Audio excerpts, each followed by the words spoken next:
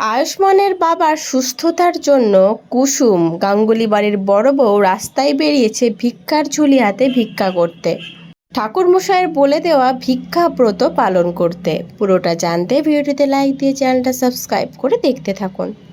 কুসুম সিরিয়ালের আগামী পর্বে আমরা দেখতে পাবো মন্দিরে ইন্দ্রাণী গাঙ্গুলি ঠাকুরমশাইয়ের বলে দেওয়া ব্রত পালন করছে তার স্বামী রাজের সুস্থতার জন্য।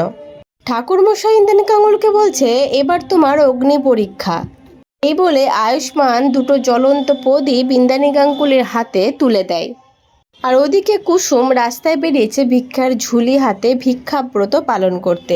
কুসুম মনে মনে বলতে থাকে, আমি তো গাঙ্গুলি বাড়ির বড় বউ, আমাকে এই দায়িত্বটা পালন করতেই হবে।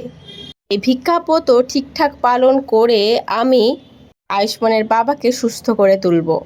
আর ওদিকে মন্দিরে কারোর একটা ফোনে খবর চলছে, নিউজে দেখানো হচ্ছে আয়ুষ্মানের বাবা রাজের মৃত্যু হয়েছে। আর এই খবরটা ইন্দ্রাণী গাঙ্গুলির কানে যেতেই ইন্দ্রাণী গাঙ্গুলি চিৎকার করে বলে ওঠে, না, রাজ মরতে পারে না এভাবে, রাজ কিছুতেই মরতে পারে না, রাজের কিচ্ছু হবে না, আমি রাজকে বাঁচিয়ে তুলবই।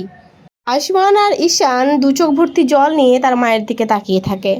তো বন্ধুরা, কি মনে হচ্ছে, সত্যি সত্যি কি আয়ুষ্মানের বাবা মারা গেল?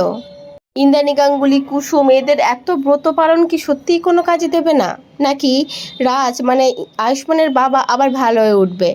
কুসুম, আয়ুষ্মান, ইন্দ্রাণী গাঙ্গুলি সবাই মিলে রাজকে আবার ভালো করে তুলবে, সমস্ত বিপদ কেটে যাবে। কি মনে হচ্ছে তোমাদের অবশ্যই কমেন্ট করে জানিও। পরবর্তী আপডেট নিয়ে তাড়াতাড়ি আসছি, সঙ্গে থেকো, সাথে থেকো, চ্যানেলটা সাবস্ক্রাইব করে দিও। ধন্যবাদ।